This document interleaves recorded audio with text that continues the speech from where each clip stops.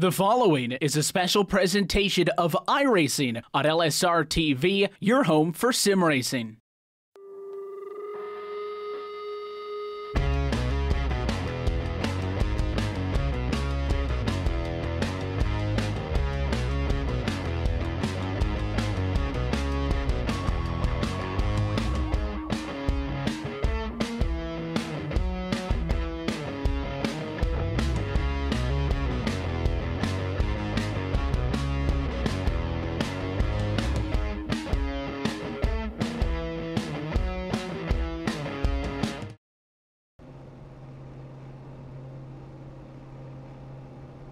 Live tonight from the virtual Atlanta Motor Speedway, LSRTV is happy to say, as always, good evening sim racing fans, and welcome to our continuing coverage of this 2018-19 SESRA series, where after a week off, a delayed race brings us into tonight's Southern 200 from Hampton, Georgia, and we're so happy that you're with us on your home for sim racing and iRacing Live. Evan Pasoko, David Sheldhouse, Rachel Whiteford with you as always, with our producer Brett Wheeler twisted and tweaking the dials that are bringing us to you, and we are on the grid. So let's go trackside, take a look at tonight's starting grid as we get set to go racing with 195 miles due up this evening. Jeff Ward will start on a pole position, only driver to get a 29-second lap time in the queue. He passed Spencer Breed, who will start on the outside of the front row as well, the 00 in second position. Michael Cozy Jr. qualifies third, with Derek Paulson fourth, and Mark Arthur will round out our top five. David.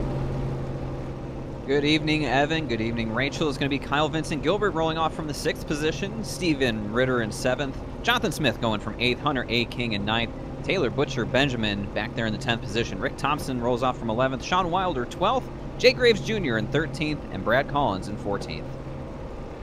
15th place tonight goes Doug Johnson in the 88 machine. Tyler Victory in 16th place, John Johnson 17th, Travis Brown, Matt Ridgway, and Kevin Pascoia in 20th. And then just as you get by him, Jason Taylor 21st, and the final car to take a time for the qualifying session, Jason Anderson will start in 22nd. As always, we do have a couple of drivers who do not take a time in queue, so those provisionals this evening go to Justin Bolton in 23rd, Mike Montesi 24th, along with Morgan Baird and Kevin Dye. But it looks like those last two cars not currently on the grid as the field down rolls off and down into corners 1 and 2. So this race was supposed to be with you last Thursday. Of course, a little bit of iRacing service pushed things back, so we are happy to finally be with you for the 5th race of this 2018 campaign. David, brings us to the Atlanta Motor Speedway 1.5 miler, 24 degrees of bacon. It means a lot of grip in the corners, a ton of speed for these drivers to zip around this joint with. A lot of speed and a lot of tire wear to match that speed, and guys like Jeff Ward and Spencer Preed are the ones that I'm going to be keeping my eye on. Maybe even throw in, Derek Paulson, Michael Cozy Jr., guys that are really comfortable at these kind of tracks where the tires fall away quickly, so you got to take good care of them. The car's going to be slipping and sliding all over the place. Makes for a lot of really fun racing. It is going to be a fun night as we go racing tonight with 130 laps and a scoring to pile on. We are, as always, so happy that you're a part of the action here on LSRTV and iRacing Live. Pace car going to dive off it in, and let's see what Jeff Ward can pull out of the hat this evening. The driver of the Brine machine comes into this race as a one-time race winner and tied for the championship lead as we take the green, and the Southern 200 is underway. Good jump inside. Ward first time to 1, and Cozy's all over the back of him, taking second. Great move there from the start as it's getting very busy up at the front. Cozy Jr. definitely making some early steps here as he gets his car moving forwards. Big practice running behind him, the 227 of Kyle Vincent Gilbert on the move. He's trying to make up a couple of spots. I mentioned that the championship leader, Jeff Ward, is tied. Well, the driver he's tied with is Kyle Gilbert. So look for that number 227 machine to try to make up some spots early. But Jeff Ward is under attack already, and on the inside once more, it is all Cozy. He'll go to the race lead. Look at Spencer Preed. He also flies up the inside. He's not only going to take second away from Ward, but he'll try to take the race away from his teammate, and he's got it. What a lap for Spencer Preet. He lost his spot on the start and took 2 more back, and he'll lead lap number 2. Absolutely fantastic move put on there by Spencer Preet to put the 0-0 out front. Michael Cozy Jr. thought he was in a good position, but Preet got back to the gas real quick in the middle 1 and 2, got a good run off of 2 down the back straightaway, allowed him to take over the lead, now has a 2-car length lead over the 99 of Cozy Jr. Puts Jeff Warden, the number 9, back to 3rd, and probably a little conservation of tires there. He saw these guys want to go and want to go hard, so no problem, let them go by, let them go wear their tires out. You'll catch them here soon enough. Yeah, we'll see. You talk about the tire fall-off. That's certainly going to be a point of conversation. And in fact, just last night with the E-Speed Contender Series, Rachel, we were talking about trucks at Texas. And Texas, very much like Atlanta, fast, abrasive racetracks, and that race came down to a long green flag run and some pit strategy. 24 cars tonight. We'll see how long they play nice. So far, so good, but certainly like we were talking about last night on the iRacing Sports Network, we'll be talking about tonight with this SESRA series, and that is tires dictating the pace these drivers are going to run at, and it'll also probably be the major factor in any pit strategy we may see if we go green flag racing for long enough. Absolutely, and one of the things tonight, of course, is Atlanta is called Atlanta for a reason. This track gets very slippery very fast in a tire run, so after about 15 to 20 laps, you'll start to see these cars getting incredibly loose, and that is something we will not be too happy with. And with the cars running very close at the moment, I mean, looking back here at Carl Vincent Gilbert in the 227, we've got Derek Paulson there in the 5, those two fighting the 38 right behind him with Hunter King. These guys bunching up like this, they're getting forced into the wrong line can cause real problems, especially coming out of turn 2. Got a hump there onto the back stretch, and 3 and 4 is the slippery corner. 3 and 4 less banking, and the cars get incredibly loose. Yeah, they do certainly get out of shape, and I guess you should be able to enjoy whatever tires you have now, because it is only downhill from this point. The top 2 are the ones breaking away. It is Preet first, Michael Cozy Jr. in second. They're separated by maybe 6 or 7 car lengths, but they are nearly a second ahead of everybody else. Your pole sitter Jeff Ward is under attack. Steve Ritter in the 16 Chevrolet looks slow, doesn't make a move, but behind them, Paulson, Gilbert, King, that battle that Rachel was talking about, David. A lot of cars on top of each other as Gilbert tries to get one there, can't make it stick down low on the 5 cars, so you can see these packs throughout the field. In fact, on some of those water shots, you can see just how clustered up it is here still middle, a ton of side-by-side. A far cry from the last time we saw this series on the high banks, the short track of Bristol, out here stretching their legs at Atlanta Motor Speedway.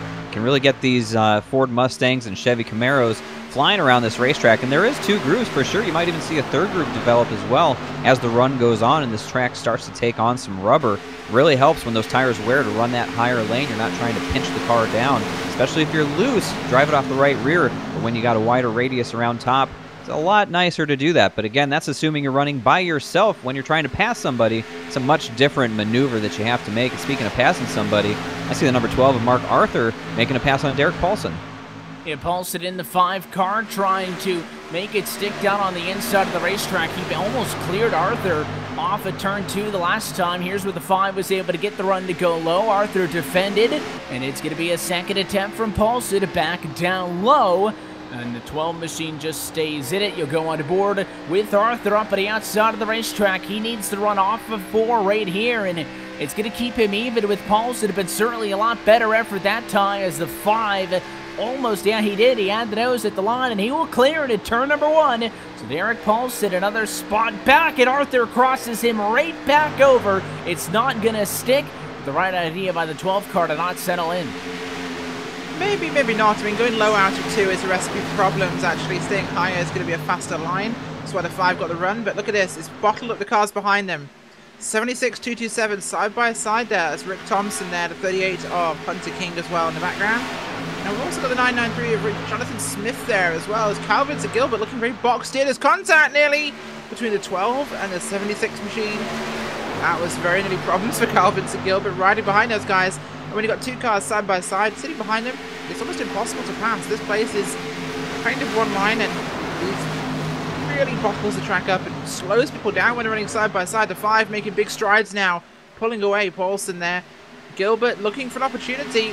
Might consider 3 wide, but a bit early for that. Yeah, they almost look 3 wide, as Gilbert probably could have gone to the outside if he wanted to. Instead, he stays tucked up behind Arthur, who is still up on the outside of the racetrack this time, trying to hold off Rick Thompson. And you can see the 76 machine have to roll out of the gas a little bit that time center, so it'll get the 12 a little bit of clean air, and now Gilbert's the one on the outside trying to make the moves. And look at the 76 machine, not nearly all the way down, and Gilbert therefore right on top of him. Sure, the 227 didn't appreciate that, David, but I mean, Thompson not going down to the bottom pushes that 227 up and out of the groove, so not a whole lot of speed Gilbert could have done, and maybe he'll be a little bit less patient as the 76 goes back down on the 12, and he again cannot go anywhere, stuck behind this traffic.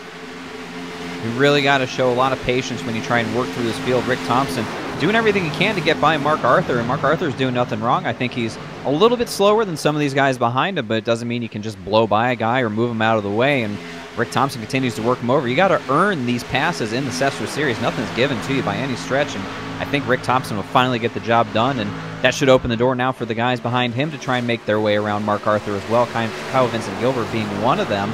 Again, you got to show contact there, slid up in front of, who was that behind him? I couldn't even see. I think that was Hunter King in the 38, off of 2, got real close there. Had to check up, lost momentum. This is a momentum-based racetrack, Evan. You lose your momentum and a guy's not expecting it when he's behind you, that's a recipe for disaster. It was a gutsy move. That's a frustrated Gilbert who goes up, and the 38 makes contact with him after he basically got cut off, and it is going to go very minor front-end damage on Hunter King. I'm not going to be concerned if I'm thinking about that damage overheating the engine or anything like that and losing motor, but not good. And you talk about sideways, and what a second time the car in front of Hunter King slows way up at a turn 2, and for the second lap in a row he plows into a slow car in front of him. Now I might be concerned as he takes another hit. Sean Wilder there was the car that got slow out of 2. Sometimes, and look at the back end of Sean Wilder, massive damage on the back end of Wilder's car. And this is one thing, if you push too hard in 1 and 2, you end up too tight. You have to get off the gas massively to avoid slamming the outside wall in 2, which can lead to you hitting that, bouncing down the track. So you'll see people having to have that big checkup occasionally. There's, oh, that car there, 21 car bolted, slams the outside wall. And Hunter King gets past him with a freebie. But we're going to start to see this happening more and more. Look at this. We've only gone 16 laps, and we're starting to see a lot of problems getting out of turn 2. We will have a caution very soon, because this is the nature of the track. After about 15, 20 laps, this is a whole different racetrack. In fact, it's an ice ring. Let's get frozen playing. Yeah, no, and certainly turn 2 is going to be the calamity corner of the evening if the opening, just 16 laps is any indication. So a lot of drivers getting damage from either getting up into the outside wall or contact with one another. And it is certainly only going to get worse as the 27 machine, most recent driver to get loose up and out of quarter number 2. So Jason Anderson, somebody else who nearly has some major issues. He went all the way down to the flat of the racetrack on the apron to save that car. Not a whole lot changing up front through all of this. It is still Michael Cozy Jr. now atop of Spencer Preet. They both have a second advantage over Jeff Ward, who is still 3rd, Steve Ritter 4th, and Derek Paulson, who rounds out your top 5 cars at the moment. So the change between the 99 and the 00 happened about 7 or so laps ago, but those 2 cars pretty much on pace with one another and are stretching things out, whereas these cars mid-pack I'm sure would kill to get some of the space they have, because still a lot of this 2-3 wide, nearly pack racing in the middle here. It just goes to show how even a lot of these guys are. It's a fixed setup series, so everyone's out there. It all comes down to the driver, and these guys are showing there's a pretty good little gaggle of talents, especially running, gosh, I don't know, somewhere from 7th on back, thereabouts. Just a lot of cars. Kyle Vincent Gilbert, Taylor Butcher Benjamin, Sean Wilder, Justin Bolton, Travis Brown, these guys that are trying to work their way up through the field. Just can't get away from one another. There's just nowhere to go when you're that equal to one another on the racetrack. Try and go high, try and go low, but the momentum is really what it all comes down to. And I see these guys try and set up the run off of turn 2, but it's such a difficult corner to get off of, get down the back straightaway and keep your momentum up. Passing is going to be at a premium here tonight, and with the tire rule that we see here in the SESRA Series, Evan, this tire strategy that comes into play, these guys are really going to have to weigh out track position versus new tires. And almost, qualifying is obviously critical. I'll tell you that every single week. That never changes. But Certainly not necessarily hitting it on the qualifying can change your strategy, because if you're out front, you got some of the spacing, you a little bit more leniency maybe to implement that strategy if you don't want to eat away at the tires. Whereas if you sit mid-pack, and it's nice to conserve tires, but if you're not passing people, you're going to be falling backwards. Somebody like a Jonathan Smith, who started 8th position in an I-93 car, he's down in 15th right now, because you've got guys like Justin Bolton, who started 23rd, going into the top 10, just now taking 9th, and he might go for 8th also as he gets to the inside of Gilbert. So if you're not aggressive, somebody's going to pass you, and that's how everybody gets their tires shot. Absolutely, that's one of the things I truly love about this series, Evan, is the tyre rule. It's a fixed setup series here, as I'm really having a look right now. Butcher Benjamin in this car, the 91 car there, still fighting Sean Wilder. But this is one of the things I love. Fixed setup, but you've got the tyre limit. That forces strategy on these guys, and you see some incredibly interesting calls to try and make a difference, try and split that setup apart. And I will say the setup will suit some drivers more than others. I know the fixed setup for here at Atlanta leans to the tight side, like a lot of these Xfinity car sets. They're very tight, which makes them horrible to drive. The looser the better, to be honest, and Atlanta's one of those places where tight is good, but once you start to have tyre wear coupled with the hot track, it gets snappy, and that's not a good combination. Yeah, and it's certainly a fine line that these drivers have to walk. If there's any way that they're going to be prepared for any single race all season long, it's got to be this one, because again, if you're just getting with us, this race was supposed to be a week ago. Some scheduled iRacing maintenance pushed it back, so they haven't been on track in 13 days, so that little bit of extra practice time may indeed come in handy as they battle inside of the top 10. Rages on. This time it is Bolton again. Somehow this number 21 machine is absolutely flying through the field. He'll now take 7th spot away from the 12 of Mark Arthur, so showing no signs of slowing down. Well, probably a result of taking good care of his tires early in the going here. We're up 25 laps in of this 130-lap race, and you can give up a little bit of pace, give up some time early on, but you save those tires. It'll pay dividends in the end. Granted, yeah, you're going to have to pass guys and make up that time on the racetrack, but really, when you got better rubber and you can get through these corners than the guys that are struggling on older tires or worn tires, you really feel like Superman out there. And just wait until they make their first pit stop and put on brand new sticker tires. These guys are going to feel very brave all of a sudden, because they got so much more grip than they've been used to having over the previous portion of the run. So well, Justin Bolton up another position. He passes Rick Thompson, so put Justin Bolton up to 6th. It's pretty incredible the pace that he's been able to run.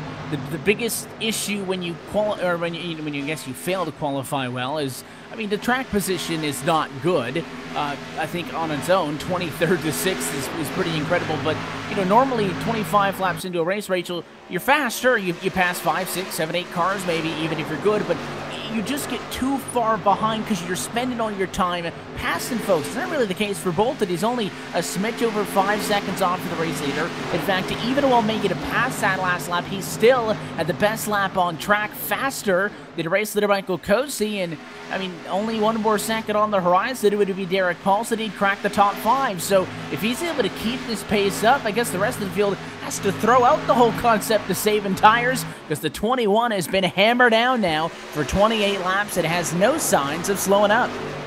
I think it's also the fact he knows how to run this track in terms of looking after the tyres, and he's doing a very good job of that. And Atlanta's one of those places where some drivers get it and some don't. And he is definitely getting it right now. Bolton is really handling this thing fantastically. And it's one of those places where you get the right line, you can get fast and you can look after those tyres. And it's a matter of, he's probably more likely running an average pace that hasn't really changed much. And if I look at his actual lap times, I'll tell you that right now, of course, if you look at his race laps, he's been hitting a very consistent set of numbers. Very consistent. And that's why he's passing folks. They're dropping off. He's just not changing. Yeah, and you can certainly see those trends. The fall off for somebody like a Cozy or a Preet who runs right now in second position. His last lap was over 2 seconds slower than the fastest lap that he has already put down this evening. You compare that to Bolton, who is a little bit less on that margin, only 1.9 seconds slower than his best lap, but he has been able to get up to Paulson. To the inside he goes, and after Steve Ritter in the 16 machine just dropped back a tad bit, that is now going to be 4th position on track for the car that started 23rd only 30 laps ago.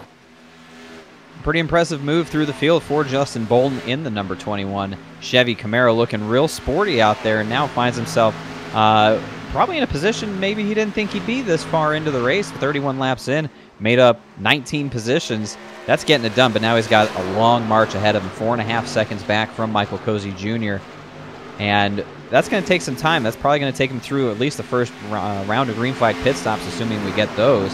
But you know, he's been managing his stuff really well, passing a lot of cars, and keeping an overall better pace. So you just can't really put a price on smoothness when it comes to being a race car driver, whether it's in the real world or here on the iRacing Sim. And Justin Bolton doing a great job giving these guys a lesson on how taking care of your tires will give you better overall speed throughout the course of a run. Talking about a power-packed debut for this SESRA series for the number 21 Chevrolet. Now's the big issue where that track position certainly does hurt, because he's 3 seconds behind the Jeff Ward entry, and the over to Travis Brown is into the inside wall, spinning on the back straightaway. He is down to below the white line, so no caution, and we will stay green. Brown got sideways on 2, overcorrected, smacked the outside wall, nosed into the inside wall, and is slowly going to try to creep back up to speed. Hard hit for the 01, and no yellow. Yeah, that happens an awful lot here. You get guys who just go down there and they don't come back up again. And they wish they had that caution. It'll be our hot spot always off turn 2 for tonight. This race spreading out as we expected. Lap 33 here. I'm surprised we haven't had a caution yet, which again speaks to the talent of the driver in this series. There is some phenomenally talented drivers in this one. But looking at Bolton, that gap 3.8 is still coming down. It continues to creep down and down. Certainly impressive stuff. I would not be surprised if Travis Brown, who was involved in the incident, decides to come to pit road. He does have a lot of damage. Obviously, he isn't being forced to come down for repairs, as he's still out on track. Should also note that the 24 cars who started this race, all but Jason Taylor, are still on track. Jason Taylor actually missed the green flag, started from pit road, and came back down to the pit lane shortly thereafter and took that car behind the wall. And then also Jason Anderson in the 27 car is 3 laps down in 23rd. Everybody else still on the lead lap. And shortly, Michael Cozy, a race leader for the first time this evening, will start to find some lap traffic in front of him.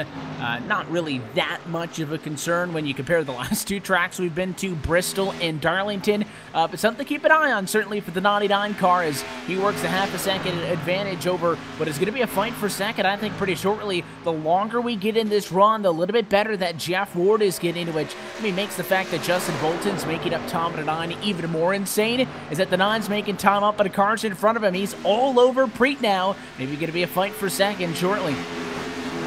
I've been watching lap after lap as Jeff Ward has closed in on the back bumper of Spencer Preet. Remember, Jeff Ward put on an absolute clinic at a track that's kind of similar to this one, Charlotte Motor Speedway. It's a quad oval as well. Races a little bit differently. Tires wear a little bit differently, but again, a quad oval that most drivers would feel are very similar. And so to see Jeff Ward come out here and have success here at Atlanta doesn't surprise me one bit. He's a guy that I probably expect to win here, given how strongly he performed at Charlotte. So now applying a lot of pressure to Spencer Preet as the yellow flag will fly for the first time here tonight. 39 from what we're hearing. Oh, a couple of cars. Matt Ridgway is into the pit wall. So is Doug Johnson in the 88 machine. So it is a big mess on the front straightaway, and it is championship leader Kyle Vincent Gilbert. As the LSRTV replay will show, the 227 comes off at turn 4. He gets loose, slides up and in front of the 13 of Matt Ridgway. Vincent Gilbert gets turned. The 88 machine of Doug Johnson comes into that also, and all 3 of those cars go for a slide. Gilbert stays on track, and he's able more or less to recover it Johnson, on the other hand, along with the number 13 Machine Ridgeway, both those cars into the inside wall, and it was a huge hit on behalf of the 88. Been watching Kyle Vincent Gilbert for the past couple of laps. He'd really been struggling with the rear grip on that 227 car, struggling to get off the corners, and I think it finally just reached up and bit him there. Rachel, I think you saw the same thing. Oh, absolutely, and it's one of those things that happens is that corner is another hump coming off like two, and getting that sideways is quite weird, but this does give everybody a great opportunity to come here and get tyres. And considering, well, how many sets have we got tonight? Is it 2 after the starting set? We'll double check on the schedule to see. It looks like it is 3 sets of tires available. They'll need him. Yeah, certainly here, and they're going to use them up this time. First trip down to the pit lane. Nobody had really trickled down under green flag conditions, so as we rejoin things live, your race leaders are on the pit lane. The 90 out of Michael Cozy Jr. was the first in, but he's not going to be the first out. It is Spencer Preet. The 00 car gets him better on the 4-tire exchange, and that will be the race off of pit road. You did see Doug Johnson's 88 car also exit pit lane. He did not get serviced, but Preet going to win the race off of pit road. Cozy off second, and the 21 adjusted Bolton third, along with Paulson fourth, Steve Ritter to round out your top 5. Also want to note that Kevin Paskowicz is out of this race in a number 39 car. He had a self-spin just about a lap or two before we saw the incident that took out the yellow flag. He took a quick tow to pit lane and has since gone behind the wall. So that's another driver with issues in this one, dropping out early. Another driver with issues on the pit road exchange there is going to be the number 9 of Jeff Ward. Got a little too deep into his pit box, had to put that car in reverse and back up a few times to get it right. He lost a ton of spots on pit road, came out well behind where he came in. He was third when he came in, and now when he cycles back past the start-finish line, we'll see where he is with timing and scoring. Probably going to put him somewhere around 7th or 8th. Yeah, it'll be 8th position, so lost 5 spots on pit road with that driver error. Nothing he can't overcome, only 40 laps in, still 90 laps to go. Plenty of time for a driver of Jeff Ward's caliber to make that up, but those are some of the unforced errors that a driver can commit that really can alter his, the outcome of the race for him here. Luckily, it happens early. He's got time to recover. Yeah, long way to go tonight from Atlanta Motor Speedway, 130 laps the distance, so this restart will come just shy of the 1/3 marker, but we are now at about 90 laps to go. In fact, we will be right at 90 laps to go this next time through. If Justin Bolton doesn't take the race lead on this, then I will be surprised, because the way that he drove through the field again with only 1 caution flag, which did get him 1 additional position. He was still 4th at the Tommy Yellow, so he does pass up Jeff Ward, I believe. The 9 machine had a terrible trip down to the pit lane. Jeff Ward was 3rd, closed it in on Preet, and instead he will exit the pit lane in 8th position. So Bolton, the beneficiary of all of that. He'll be on the inside of control car Preet. And when we saw the initial start of this race, Michael Cozy Jr. didn't even get to lead that lap down on the inside, but on the very start, he was basically pushing Ward to turn 1. I would expect Bolton to be doing the same thing. Yeah, certainly, and I think that's something that really will come from this. Lining up now to go back to the green flag here, and look at Justin Bolton, 23rd to 3rd. Now he's got a chance to really go for these guys, and I think they have to worry, because there's no gap now. Yeah, absolutely 0. And if that pace maintains, you might be able to do something with him for the first few laps when you've got brand new tires. But unless those intervals were very deceiving for whatever reason, Justin Bolton should have a very good long-run car. He's inside of row 2/3. Of course, Derek Paulson is on the outside, exactly where he started, running 4th. And Steve Ritter rounds out your top 5. There are 20 cars that'll lead lap. There's going to be 41 laps completed in the Southern 200 this time through. So Spencer Preet didn't have a very good jump the first time. In fact, it was a bad start. Fell to 3rd after starting this race 2nd. It took him a lap to get up to speed. You really need to get going now. If you want to keep the 21 behind you, maybe hope that Cozy tucks down a line. Those are guys working together on the front row. Don't be surprised if they take off at the same time. You're going to go on board with Bolton from row number 2. They look for the green flag. Underway we go, and it is a good jump for Bolton. He'll go to the inside to be able to fight for 2nd right off the bat. Good jump for Bolton. Bad jump for the outside lane. Yeah, absolutely. Big moves there, of course, by Bolton. He's flying through this one, of course, a new one to the series, but look at how fast that car is. And, of course, a pro driver showing exactly what he can do. Certainly pushing it early here. Cozy has to concede that fight. Drops back into third. Behind them, no change. Ritter still fourth. Derek Paulson fifth. Not the best exchange in 3 and 4. Let's see how long Spencer Preet's going to be able to hold off the 21 machine of Justin Bolton. Bolton has gained 21 spots to get where he runs now. Preet has gained 1 spot from where he started to lead this race at a turn 2. They both look pretty fast, though. He's ahead once again down the back straightaway. No better litmus test of your own skill than to run up against one of the best on the service. Justin Bolton comes in here tonight, making his first start in the SESRA series, but already flexing a lot of muscle as he's moved up to the 2nd position. Now Spencer Preet got a real challenge on his hands. Michael Cozy Jr. just sitting back in 3rd, watching it all unfold, and that's a good spot to be watching from, because if something breaks out, he could take advantage of that. As we've seen passing be a little bit challenging here, but as Justin Bolton gets a great run through 1 and 2, he's going to set this pass up. Where's he going to go, high or low on the 00 Spencer Preet? Just sort of follows in his tracks. I think now he knows he's got the speed. He can make that pass if he wants to. Maybe he just doesn't have to, and he can continue to take care of the tires like he did through the first 40 laps. And we'll see if we get another 40-lap run, if it is going to be a little bit shorter or even longer. Anytime you group a bunch of cars up, you certainly expect there to be a little bit of action. And how about the fight right now with Paulson in the 5 car under attack? That's Rick Thompson going low. The 76 looked like he had a head of steam, but kind of right in line with what you said earlier, Rachel, diving low on the exit of 2, not all that good. And the 76 run basically evaporated, so he'll have to stay behind P6. He'll try to get this time at a 4 to the inside. This is battle for P5. Yes, and yes, and he looks like a good run on the inside there. The 76 of Thompson has the right line there. The 5 a bit too high to make it work. Gets back in line though, ahead of the 8 of Butcher Benjamin. Gets it done there. These tires make such a big difference for these guys. It gives them the opportunity to really push this thing in the early running, secure their spots by the time they go off and everyone's fighting to survive on the track. And as it stands, we've got these little packs that formed in the first run. It's happening again for us. 91 going backwards. His damage really costing him as Calvin Gilbert, after that accident, makes a move to the inside. Makes a move to the inside. He goes, trying to continue to charge through the field at all of this, and certainly 1 spot at a time. He tries to pick up the pieces from what may kick him out at the championship lead if he's not able to get all the way back up front. He looks pretty good. Bolton to beat a while now. Going to lose the number 3 spot, or the number 2 spot, I should say, with Cozy repassing him down low. So maybe the 21 machine better on the long run, because out of the gate looked pretty even with Preet, but since then, the 00's pulled away, and Cozy, a spot that Bolton took away off of the restart, has now been taken back.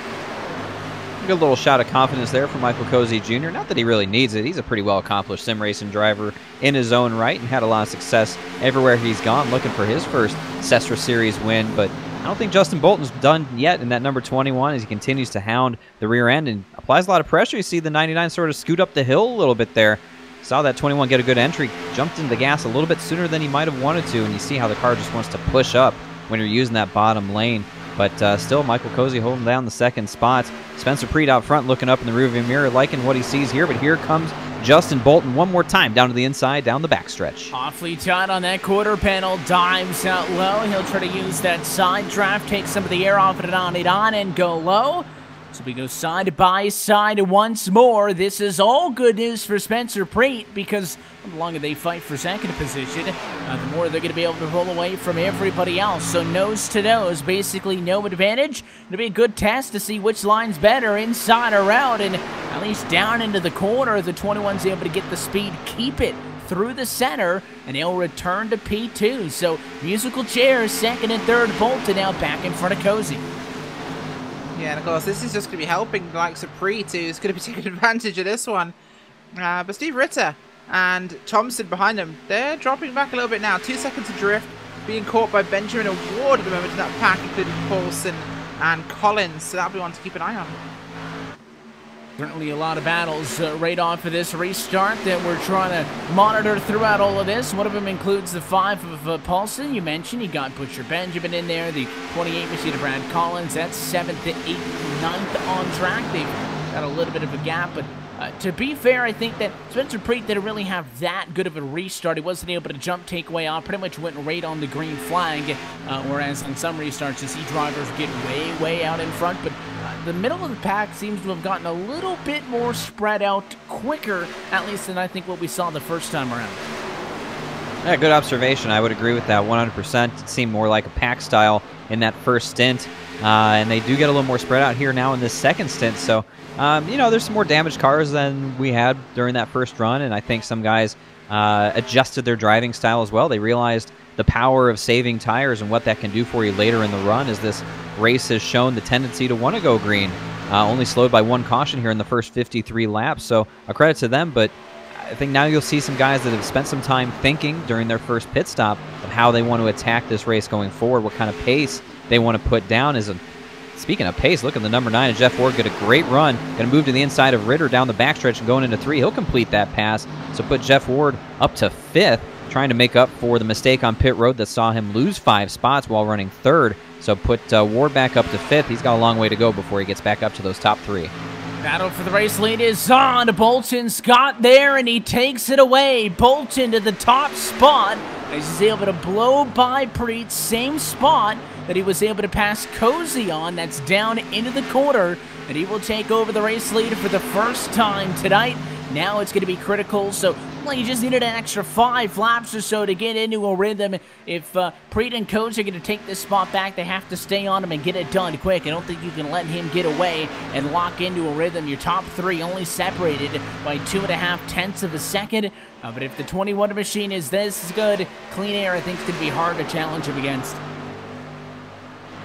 Yeah, it really is, and that's the thing these guys need to be patient about. Lap 55 here of 130. We're approaching our halfway point. So track position is going to be incredibly important. You need to remember that one, of course, as we've got a couple of retirees already from this one. Jason Taylor, Kevin Paskowicz, and it looks like Doug Johnson is now going to be listed as out of this one. We've got 2 laps down. Jason Anderson still running around the track. Everybody else still on the lead lap. That was 20 cars at this point. Good side-by-side action here. Jeff Ward on the low side with Rick Thompson up high. Ward looking to make that pass. Get it done there in his Brooks 4 GT. Not going to make it happen too soon, though, unfortunately, as the US Air Force machine up top there of Rick Thompson just holding a great line, keeping momentum on the higher line, doing a good job to keep that thing moving. But this is just going to bring up Ritter from behind, who's just closing slowly in here as they run side by side. Not optimal. Not the best way around. Lap traffic down low is going to affect the line of both the 00 and number 99 machines, because they're going to lose a little bit of time not being able to get the best line that Tom off at 2. So those are all little things that can certainly add up as the race goes on. So it is still Bolton, Preet, and Cozy, 1, 2, and 3, and now 4th position back in the hands of Jeff Ward. So the 9 now is almost completely erased the deficit that he gave himself by messing up on the pit lane. Problem is he's 2.5 seconds away from the next closest driver, Cozy, in 3rd. So Jeff Ward, though, I think did a very good job up 5 spots to basically erase all of that. He would need a yellow, though, because well, on the end of that last run, he was getting set to challenge for the race lead. Now, though, he's kind of the best of the rest, P4. I think with a little bit of time, and we'll keep an eye on the gap as he crosses by the start-finish line, see if he gains any time now with that Clean Air on the nose.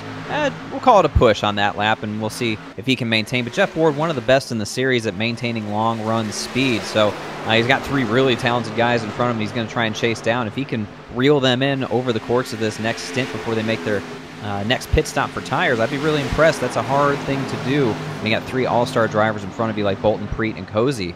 But I like Jeff Ward's chances to do that. If anyone out of the rest of this pack is going to make that thing happen, I think it's going to be Jeff Ward. We'll see if Jeff Ward is going to be the one to stir the pot, but now 60 laps into this race, I think you have to start to think long-term. Again, anything could happen at any moment, but you got to plan to lock it and see what's going to be the concept going forward. 5 laps away from halfway home. When we get to that point, of course, we'll look top to bottom at your iRacing Midway race break and kind of recap what's happened in the opening half and preview what's going to come. But I mean, Justin Bolton, check it out now. Preet, Cozy, so even those 2 cars. That 2nd and 3rd could pretty much be a toss-up, but Bolton running a very different line. Look how high up on a racetrack he is, that Talbot 1. Atlanta's not really a racetrack that you see drivers rim-rotted around. It's 24 degrees down low, just like it's 24 degrees up top, but I mean, the 27 or more rubber's getting put down, so the line's widening up. He goes way to the bottom this time, so opposite ends of the racetrack. Yeah, it really does, and helping him there to get this thing done, but I'm just impressed by Bolton. Look at that, 23rd to 1st. That's incredible from him. As... Oh. Well, that's problematic. I spoke too soon. Yeah. I spoke too soon. Whoopsie, internet. Bye-bye goes Justin Bolton. Awkward. Yeah, that would not be good. We always talk about some of the connection issues for the drivers or hardware issues that they have on their end of things is the sim racing equivalency of having a mechanical failure. And right now, Justin Bolton appears to be having some issues. So the scoring is currently going to show Spencer Preet now back to the race lead. Michael Cozy Jr. second. Of course, there's a chance that on Justin Bolton's side of the sim, he's still out there logging laps, and if he's able to reconnect to the session that everybody is in, he'll pop right back through. But normally when you're gone for this long, it is not good news. So we'll try to follow and see if we do get an update on Justin Bolton. But all of a sudden, Spencer Preet now back to the race lead, and that nearly even battle for second and third becomes a battle for P1.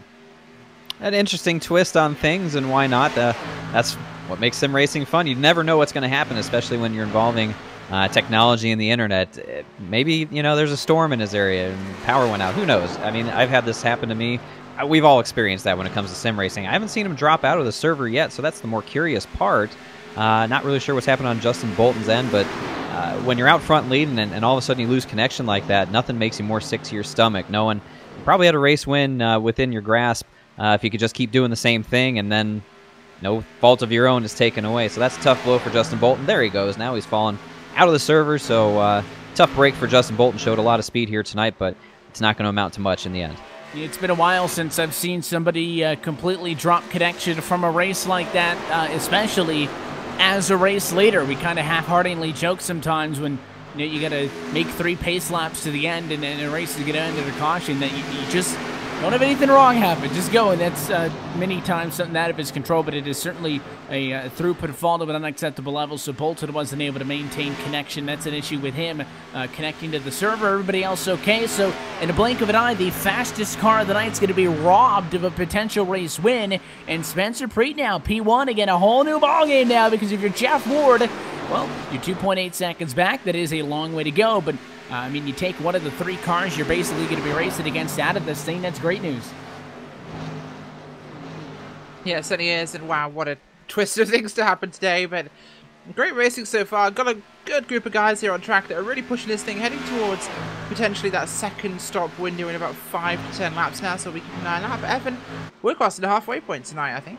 We are more than halfway home in tonight's Southern 200, so let's take this opportunity to look at our iRacing Midway Race Break, brought to you by iRacing, the world's premier online racing game with professionally organized racing from NASCAR, IndyCar, IMSA, the World of Outlaws, and many more. We're at number 67 of 130, and Spencer Preet, your race leader from the Atlanta Motor Speedway. Preet coming into this race looking for a second straight win. Won 2 weeks ago from Bristol Motor Speedway. Also enters this evening 4th in the championship, only 4 points off the number 1 position. And behind him, Michael Cozy Jr. is right behind him for second position. That battle for the race lead continues, a little bit less ahead of Jeff Ward than it was a lap ago. That gap is only 2.7. So the top 3 are starting to clamp down on each other a little bit. Rick Thompson behind in P4, and Steve Ritter rounds out the top 5 as they run at the moment. Taylor Butcher Benjamin is scored in 6th. Derek Paulson is 7th at the moment, with Brad Collins in 8th. Mark Arthur slotted back a bit into P9. And the 993, Jonathan Smith rounds out your top 10. Give me Mike Montesi in 11th. Give him a call. He didn't even qualify tonight. Up from 24th to 11th, so good job for the number 7. It's going to be Sean Wilder in 12th. Jay Graves Jr. currently running 13th. Kyle Vincent Gilbert trying to overcome his earlier issues in 14th. Matt Ridgway in 15th. Travis Brown 16th, the last car running on the lead lap. And then we'll get to Hunter A. King in 17th. Tyler Vickery in 18th. Those are 2 cars are 1 lap down. We've also got Jason Anderson there, 19th, 2 laps down, in 20th position. Bolton out of this one. Johnson still on track, not officially retired. Doug Johnson is out there, 23 laps down, 22nd. And then Paskowicz and Jason Taylor all done 23rd, 24th. You mentioned all the way at the bottom there. That is going to be your look top to bottom at your iRacing midway race break. For more information on the wide variety of sim racing possibilities online, you visit iRacing.com to sign up today. And well, if you're thinking about it, go to iRacing.com/membership and get in on it now, because there is a ton of new content, I should say, coming to the iRacing service in December. Just announced today that iRacing is going to be bringing the F3 cars to the sim. Also, the Charlotte Roval is going to be on the sim. The new Charlotte Roval, should say, also to Subica Circuit. So, ton of stuff. iRacing.com/membership. Rachel, the place that people should go. Oh, absolutely, and so much cool stuff coming out. This is always great for iRacing. And don't forget, if you actually are currently a member of iRacing, you should have heard in your email today about the update offer they've got, of course. 30% off re-ups for your 12-month or 24-month subscriptions. I know most people do theirs around the Black Friday deal. That is on now, so if you are ready to re-up, check it out. Big savings to be had. Yeah, 40% off new memberships. That's anything from 3 months to 2 years. So tons of stuff if you want to get involved. And if not, and even if you are the sim, we're happy that you're hanging out with us Thursday nights now as we close in and get deeper and deeper into this Southern 200. We'll stick with the action because these intervals are fun to watch. And the way that it's trending now, the last time that these drivers came down to the pit lane for service was under that caution flag at lap number 40. We restarted on lap 42, so since then we've run just over 30 laps, and there's just inside of 60 to go. So it's looking like pit stops at about lap 85. If it were to stay green, it would be a one-stop strategy to the end, I would imagine, because I think if you were going for 2, you would have been in by now. Whatever's going to keep the best tires on the car for the longest amount of time. That's what I would be trying to do. If I were one of these drivers out here tonight. I'm glad I'm not. I wouldn't be running nearly as well as most of them. I can tell you that much right now. But it sure is a lot of fun to watch Michael Cozy Jr. and Spencer Preet battle each other around this racetrack. So even, like you said so many times, Evan, just mirroring each other lap time-wise. Jeff Ward slowly closing in, chipping off a 10th here and there every lap. Sometimes it's an even draw also, but still about 2 seconds back of these two. But I think really we're looking at a 3-car race if that caution flag ever flies or Jeff Ward can catch back up to these guys. I really think we got a 3-car battle for the win here tonight.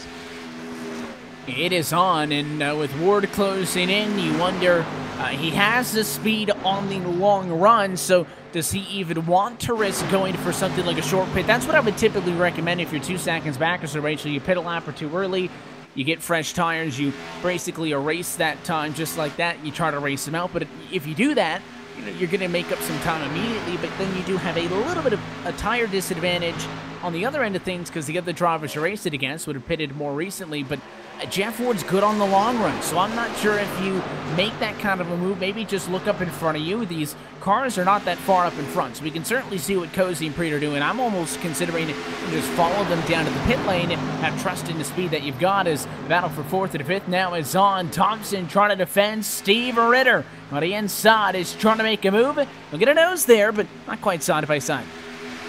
Yeah, not quite close enough yet to make it happen, but he's getting a look at turn number 1. Not quite there again, but look at this, the 4 shooting up between them. Wow, that's a big move there, but he's a couple laps down. It's Tyler Vickery. So, fast car has pitted, but really not going to be involved in this fight. So, staying out of the way respectfully of these guys, not really jumping between their fight, but doing a good job of it regardless. 16 now does get the advantage. Ritter has the low side. Can you make it work? Contact! Oh, into the wall we go, but everyone stays straight at 76, loses a lot of speed though. Ritter got up into him there. Yeah, I don't know how much damage that Thompson's got, but he's going to lose 3-4 spots and all of that as he'll slide down to 7th place. And, of course, he's going to try to get the wheels back underneath him and try to stay with this group. I think he's going to be able to do so. But, I mean, Thompson got the initial contact on the left-hand side and then the additional contact on the right-hand side. And that's just double trouble of no fun. So we'll see what happens with Thompson in this group. But all of a sudden, it is Ritter now still in 4th position, having been able to get around You've got Butcher Benjamin, P5, Paulson 6 is how all of this has since worked out. Also towards the front of the field, Michael Cozy Jr., the 99 car, pulling away again from Spencer Preet. It's a half a second now between 1-2. That lead growing ever so slightly, and the gap between Jeff Ward and Spencer Preet shrinking ever so slightly. So Jeff Ward now back to a second and a half. He's shaved a half a second off over the past couple laps. Running a really good pace right now. Last time by 32.478 compared to a 32.671, so almost 0.2 a lap better than leaders is Jeff Ward. Engine number 9 coming to the front, it looks like. Yeah, Holland for sure for Jeff Ward there, 1.5 seconds. I don't think he's going to be able to get all the way up to them before the pit stops, though, because, again, if you split that run to the end, pit stops are in 5 laps or so is really when that point opens up. So wouldn't at all be shocked if somebody from a tad bit further behind wants to mix it up and fight. Speaking about mixing it up, fight for P5. Derek Paulson in the 5. He's going to try to get into that spot. He's got it on the inside of Butcher Benjamin. Yeah, really has, and that's exactly what he wanted to have there, but Butcher Benjamin still got a fast car, looking to answer back here into 3 and 4. Tyres are a little older for these guys now, so caution would be advised as they're still trying to put these laps in. This is where the tyres have become really tricky for them, really super loose, especially with this fixed setup, and Butcher Benjamin will need to be careful where he does this. A good run into 1 and 2 down the backstretch will seal it for him, passing in 3 and 4 out of 4, risky at this stage. And we wait to see who's going to be the first to come in. 16 cars still on the lead lap. Haven't really seen well, anybody decide to come down and try it yet. So I would certainly be surprised if this streak lasts any longer than it may need to. But maybe Cozy, while you're ahead, don't let those guys undercut you. I think Cozy, Preet, again, a lot more even to one another than Jeff Ward is because the 9 is coming now. He's closer to Preet than Preet is to Cozy. Don't stay out long enough if you're me to let that guy pass you. Once Ward's on my bumper, I'm coming in, and we'll see if it is a reactionary move or if they're not going to be baited anything. You really got to make a call here, and it's going to be on the fly. Sort of as it happens if you are Spencer Preet. You know you're losing time to the leader. You know that you're losing time to the guy behind you who's about to overtake you, and a guy with a lot of speed in his own right is Jeff Ward. So if you're Spencer Preet right now, you're sort of between a rock and a hard place of what you want to do strategy-wise. As he catches a little bit of break, Jeff Ward has to yield some time on the track to let the lapped car by who has those fresher tires. So, yeah, I agree with you, Evan. If I'm Spencer Preet, I'm keeping an eye on that 9 car. As soon as he gets a little closer or I see the 99 down pit road, I'm coming too because I don't want to lose any more time than I absolutely have to. And we see the value of tires here at Atlanta. It's precious what you lose on old tires staying out too long. And it all comes down to, as well, how confident are you in your race car? If you feel like you need a little bit extra, then, you know, maybe you go for that short pit call or try to mix things up. If you feel like you can beat the cars around you on speed alone, then you're going to want to keep an even playing field and probably just simply come down when they do. But on this very, very end of this long run, Jeff Ward has been dealing with some lap traffic, losing a tad of time to Preet, but also Cozy pulling away from the double O. So we are at that lap 85 point now.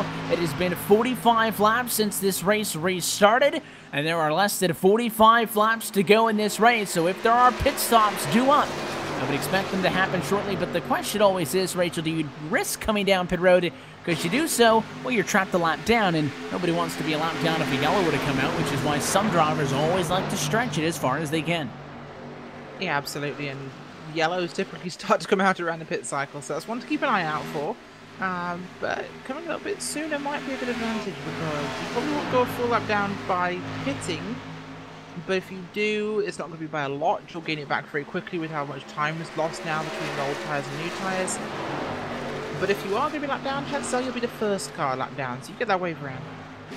And of course, a lot of things have gone on this evening as Kyle Vincent Gilbert is down to pit road. So the 227 machine, it comes in for service. He pitted from 14th position at lap number 84, and that car is still in the box. So your championship leader coming into this evening set to lose that title to Jeff Ward if the results hold, because his 9 is Gone from bad to worse with the damage. It appears that he is making a long trip down pit road, just now exiting, trying to get some of the damage repaired. So he does rejoin the racetrack, but it was a long time of service. Thought that maybe that was going to be one of your first lead lap cars coming in and pitting, but the battle for second is where your eyes need to be. Preet continues to lose time on Cozy, and that's kind of bringing him back to Jeff Ward, more so than Jeff Ward closing in on him like it had been for the majority of this run. Jeff Ward just smooth as always, making up time lap over lap, reeling in the leaders, but it's going to be a challenge for him to get by Preet. I'm not sure that Preet's necessarily just going to roll over and let him go, knowing that that's a faster car at this stage of the race and maybe a faster car overall. So any advantage he can maintain, or at least make life as hard as possible on Jeff Ward, should be the goal for him. And I think between these three guys up front right now, Evan, it's whoever's going to blink first might drag the rest onto pit road, and seemingly nobody's blinking yet. Yeah, nobody's done it yet, and it's almost like a collective game of chicken baby. I think if you're by yourself, you split it in half, you come down to the pit lane, but we are starting to see some of the cars towards the tail end of the lead lap think about it and trickle down to the pit lane a tad bit, but it's the guys up front who, again, if you're confident in your speed, you don't want to be that guy who comes down pit road thinking that everybody's going to agree with you, and well, they're not. So everybody, while they do have their own strategies, and yes, teams are working with one another to strategize, they also keep an eye on what everybody else around them's doing. That's why, well, race leaders tend to come down and pit with other race leaders. That's just how things work. So as we see more lap traffic play into this battle for second, Preet's going to be on the outside of a lap car, more speed. Hunter A. King, who recently off to the pit lane from service, gets by them, and it briefly opened a door for Jeff Ward, but it doesn't take it. And that's one of the things. You're looking at the interval between yourselves. When you're further back, the intervals are bigger, you can pit. But you're looking at the guys around you in terms of their time, and you want to be in a similar tyre strategy to the guys you're racing, because wherever that is in the field, those are people that matter to you. Still waiting for this battle for a second. It's almost like they're teasing us here because, I mean, Cozy's still doing his own thing. Jeff Ward gets to the bumper, kind of, you know, your eyes perk up a little bit, and then he drops back. There's not a ton else going on. There's only 70 cars left on the lead lap with all the lap machines who have come down pit road. So really only your lead, or I should clarify, they are only lap machines now because they pitted for a majority of the time. You know, they were the drivers 8th through 16th or so, back half of those cars that were on the lead lap. But interesting that the leaders are the guys holding out. What that tells me is that they value speed over the short run to make a shorter run through on fresh tires as possible, that they really want to stretch this thing out, and it's not going to be something that they're going to be the first one to jump down pit road. I think it's just going to be follow the leader at this point. So Michael Cozy Jr. might be setting the temperature of this field, or at least the top three, I should say, of when we're going to see them jump down pit road to get their last set of tires. But yeah, the fact that they've waited this long and coming up on almost 10 laps past where we thought they might start come to pit, that tells me that they really just want to be fast in the shortest period of time to finish this race out. Closing this race out all of a sudden, well, we're pretty close to the end of it. We're talking about pit stops, splitting a run in half. There's only 36 laps to go in this race. I mean, I don't think the leaders would try to go 90 laps unless you've got an extra fuel cell underneath the passenger seat that you didn't tell anybody about. But, I mean, with everybody else having pit, there's no really longer that concern that we had brought up as a race leader where you don't want to pit early because you end up a lap down. You'll probably just end up with everybody else. So maybe they're just so focused on racing with one another, but it is truly strange to have everybody but the top 5 basically come down already. I think that means they'll be down very, very soon, because a good 30-lap run, they can push really hard and fight it here. But with them being all so close together, they need that speed. And I guess it's a case of who blinks first. Yeah, who's going to decide to make that call finally? The top 3 have only gotten tighter. It's Cozy by 0.2 over Preet. Jeff Ward is only another 0.2 of a second back.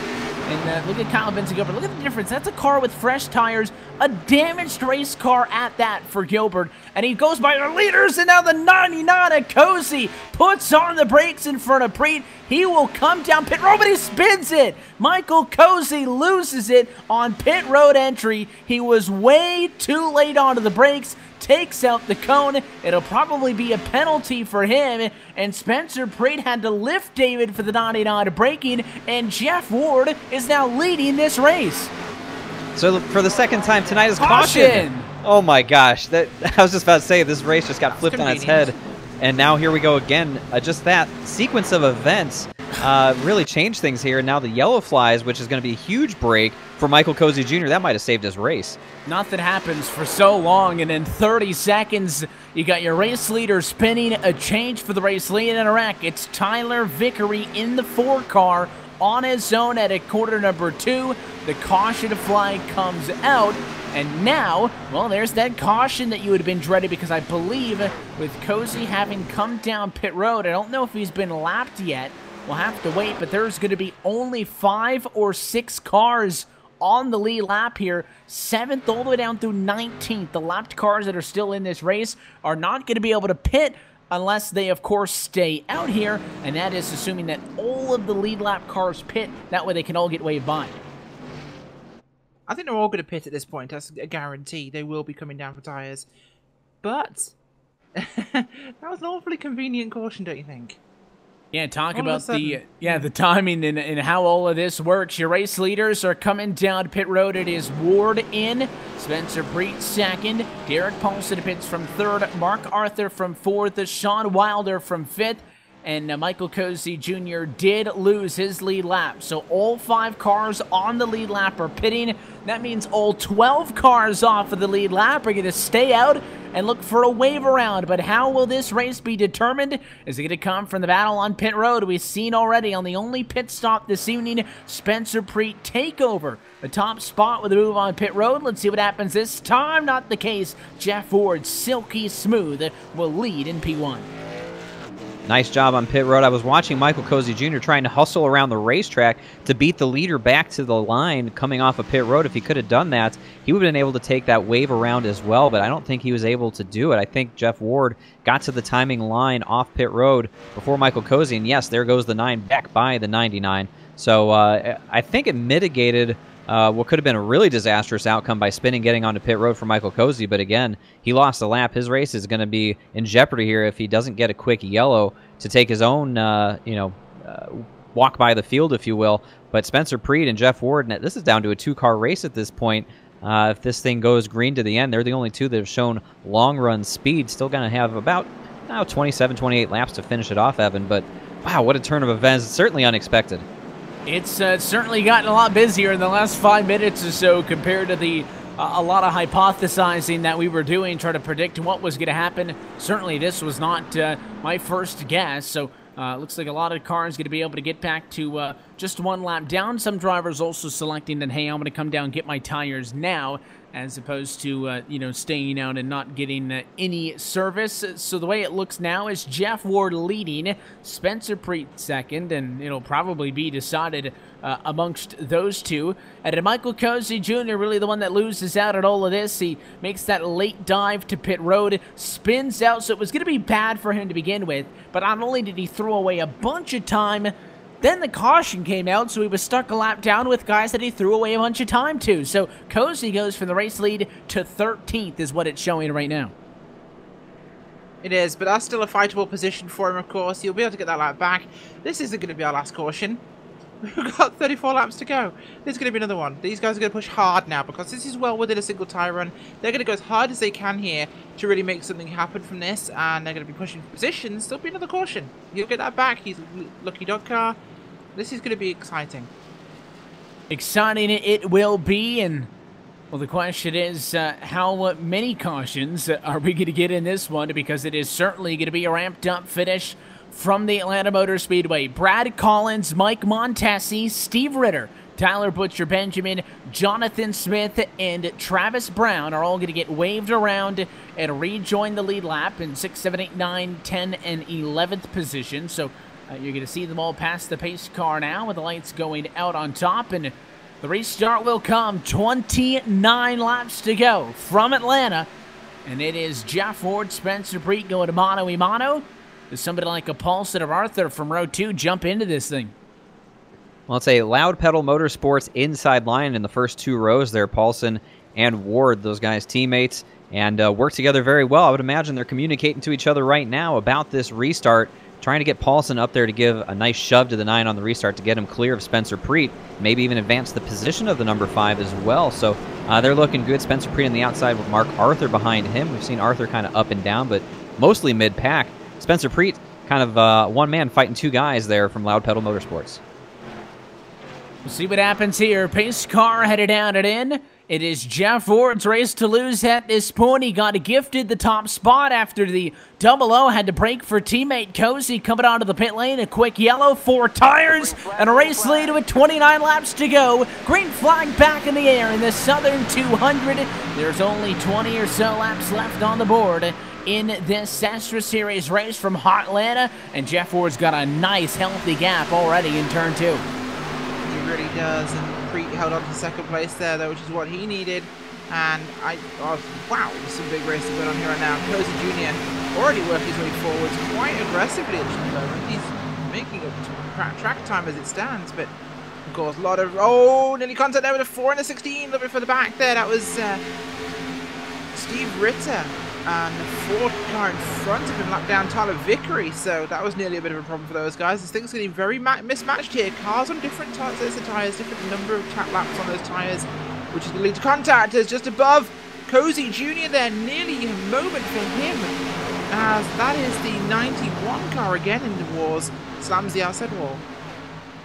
To the outside wall, the number 91 machine you mentioned fades a tad bit through all of this. Is trying to pick the pieces back up, wants to dive low, cannot do it. Cozy, and there's going to be contact. He gets the boot off into the corner. Cozy, the first car lap down, that's not even for position, and he still drove into the back of him there. Both cars hang on once he got into him. Wilder backed off, but that shows you Cozy doesn't care if he's a lap car racing against lead lappers. He needs the yellow to get away by to get back to the lead lap, but a battle for the race lead is on. Spencer Preet is glued to the back of the 9 car. He looks low. Here it is, side by side for the race lead. 26 laps remain. Big move from Spencer Preet there down to the bottom, clears Jeff Ward, and now will go back out front where he has spent a large portion of this race. He likes being out front, and he gets to dictate where the racing lane's really going to work the best. Jeff Ward, I think, going to have to show a little bit of patience now. He lost that spot, and maybe, just maybe, Evan, it was by design. Like, he would rather ride behind somebody. We saw him dominate at Charlotte. He didn't have to ride behind anybody. He just set the pace, put the sails in the wind, and was gone. But here, maybe he's going to trick Spencer Preet into running too fast of a pace where he uses up his tires, and Jeff Ward has shown over the long run he can hold on to his tires better. So maybe a little cat and mouse game being played by the driver of the number 9. It didn't really look like the non Jeff Ward to put up much of a fight against that. Almost like he backed it way up, said fine, go take it, and dared him, because again, it was Jeff Ward who was the better car on that long run, Rachel. But I mean, it was way on the long run, 50 plus laps. This is only at most a 29 lap run to the end. Is that 9 car going to come back into its speed fast enough, having basically given Preet the 4 car gap he has right now? It's a tough one to really call, because the gap is a bit big and the laps are ticking away. We're not getting that caution we perhaps expected. The cars are all single filed out here as the run goes on with the time variant. We're seeing a couple little bunches, but it's not going to be really enough, I don't think, to give us anything interesting. Harry Brown now racing with the 13 car. That is Matt Ridgway, so Brown is still technically down the lap here, and he's following alongside, but not racing too close and not in the same fight. And I think this could possibly go green. It might have fooled me. I thought we could get another caution, but it's getting a green flag feel. We'll see what happens. Again, the thing is, a lot of these battles have been split in half because only a certain amount of the cars that were stuck a lap down were able to get back onto the lead lap. So right now, 11 cars are on the lead lap, but the next 9 or so in running order still in this race, but laps down, only 1 to 2 laps down or so. So they're not really going to be engaging with the race leaders as much as we had seen between Cozy and Sean Wilder a little bit earlier on. So, you know, it divides basically the possible battles on track in half. A lot of those cars hoping for another yellow. Tires of our importance. I wouldn't be surprised if your race leaders would pit again if we saw a yellow.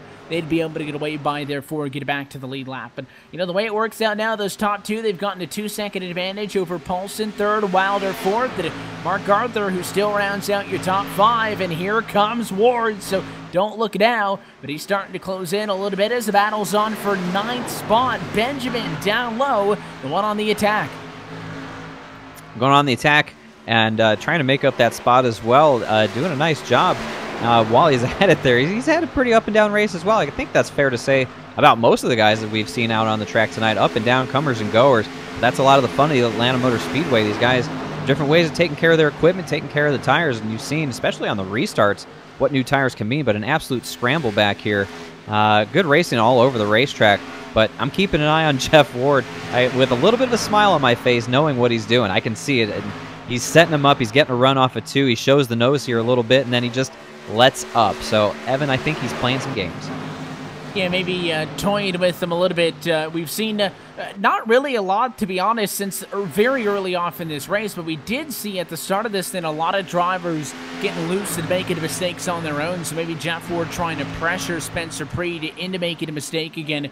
Both of these drivers, race winners in this SESRA series. Ward's win coming from earlier in the season at Charlotte Motor Speedway. Spencer Preed's race win just 2 weeks ago, last time out at the Bristol Motor Speedway. They are both fast cars, and this could very much be a preview of a championship fight that we could see all the way to the end of February of next year, because Jeff Ward came into tonight as your championship leader. We mentioned he was tied with Gilbert, who is running 16th and is going to lose a ton of points tonight. But Spencer Preed came into this 4th in points, but only 4 points off the top spot. So I don't think that even if he wins this race, he's going to be able to take the race away from Preed if Preed finishes second, but certainly it would send a message. Yeah, absolutely, and that was a huge message in this one, but they've checked out. It's 2.4 seconds gap back to 3rd place here. Derek Paulson. It's a fight between these two, and this is the way they want it, of course. The 9 car, Jeff Ward, is going to do everything he absolutely can here to try and make something happen with this thing, and I think he's got a good opportunity for it. That car is looking very strong. Preet, well, we'll have to see. There's still 20 laps or so to go, and that's a lot of time to hold the lead. And there's a lot that can still happen in this race. You almost hold your breath if you're Spencer Preed. While you're always looking over your shoulder, you're checking the rear view mirror, making sure that nothing's going on, and a lapped car outside to make sure race leaders dive down low very quickly and get out of the way to make sure there's no incident. But also you're just hoping that you don't get a yellow. You're in a pretty good position to probably go this one to the end.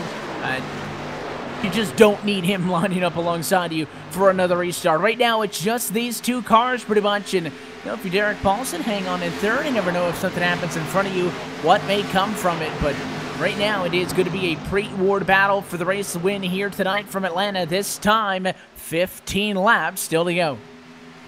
Watching these cars work around the racetrack, nobody's getting through turns 1 and 2 better than Jeff Ward right now. He's got such a great exit. He enters turn 1 a little bit high, holds that middle lane, and just sort of points the car to the bottom.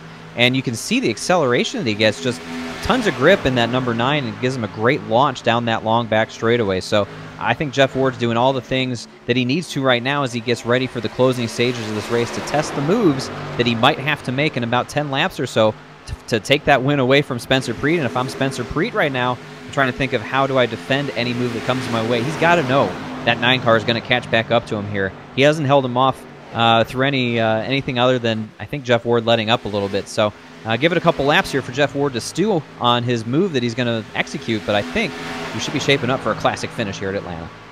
And when he gets there, is the decision going to be to go high, go low?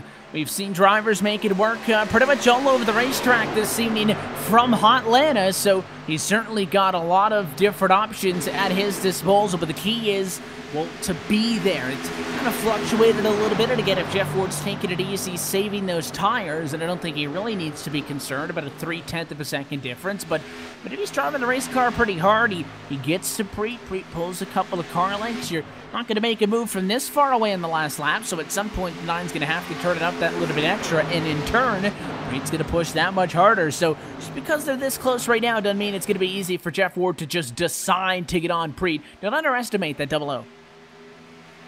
Yeah, absolutely not.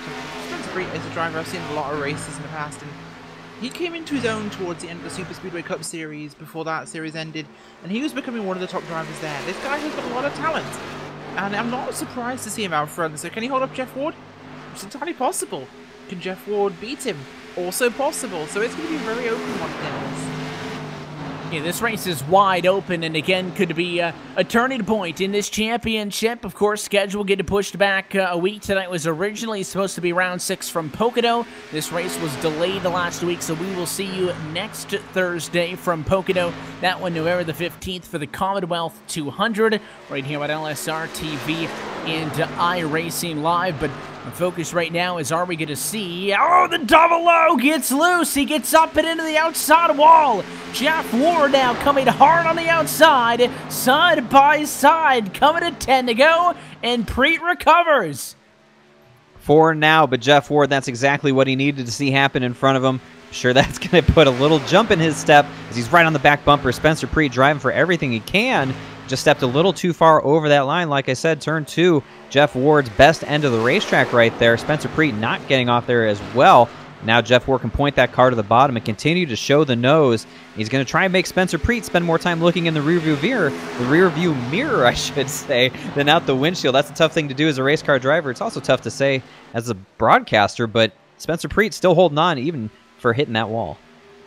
Yeah, hanging on for everything he can. I thought that he threw it away there. The question I was going to bring up is not necessarily are we going to see, but who is going to become the first multi-time winner on this 2018 season. He tried the outside last time. Now he'll go low. He's not going to be able to get the run off of the corner. You really need to use that banking. The higher you are, the more of 24 degrees of banking you get to use, and it was a pretty easy defense that time for Preet.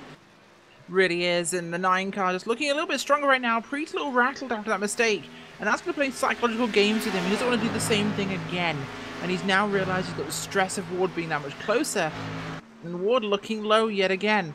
Of course, they're not running the very bottom groove here in 1 and 2 on the tyres at this stage because it gets incredibly loose for them down there. You want to be running that second groove like they were. 9 just trying to get himself into position here. Jeff Ward looking to find an opportunity to get something out of this, but as it stands, Ward just not quite finding it. Preet's car just fast enough to hold him off. But how long is it going to last? You have to think after, 2, 3, 4 opportunities, at least on one of them, eventually, Jeff Ward's going to find something. And, statistics work against you. The inside's wide open again. It appears that Preet has pretty much decided he wants to run up top. He made no effort to protect the bottom that time, let Jeff Ward go down there, and it didn't mean anything. So, as this time bot will come to 6 laps to go, we always mentioned it, David, that point of return, a yellow with 4 laps to go or less, ends this race. So that's the next milestone these drivers are looking for. Absolutely. They've shown really... the ability to keep it green, so I'm not sure that's something you have to worry too much about, but always something you have to keep in the back of your mind if you're Jeff Ward. Kind of have to race to that point because you don't want to be caught out by that yellow. And yeah, I like what Spencer Preet's doing right now, giving the bottom up, saying, hey, if you're going to pass me, you got to do it down where it's the hardest. I'm not going to make it easy for you, Jeff Ward. I don't care how good your car is. I don't think you can make it stick. So if you're going to pass me, you're probably going to have to wreck me. And there's going to be some long-term implications from that. So Jeff Ward's a clean driver. He's not going to rough him up too bad, I don't think. But he sits on the rear bumper as they go by the start-finish line, 5 laps to go.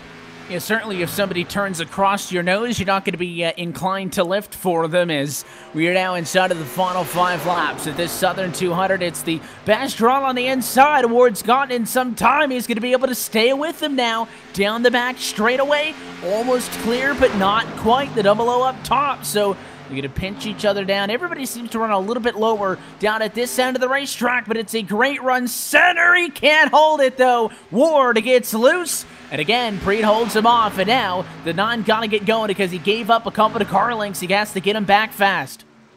That's that tricky moment he had to deal with there, and it really cost him. You saw that car wiggle as he gave it everything he had. Good run here, though. Off turn 2, not going to be enough to get onto Preet. Gets closer. Maybe enough for another shot of this, but he's going to have to spend another lap or 2 setting this up just to take the time, and he's running out of those laps. Only 3 laps to go as they cross the line this time by. It's going to have to be next lap that he tries to make this pass, otherwise I don't think it's going to happen. It is the concern is obviously for the 9, you make the move too early, you give that guy an opportunity to get back at you, but I mean, Jeff Ward faster that lap. The lap for Spencer Preet was a 32.281. It was a 3.12 though for Ward, so he goes back to the inside. He still needs something extra if this inside move is going to work for him.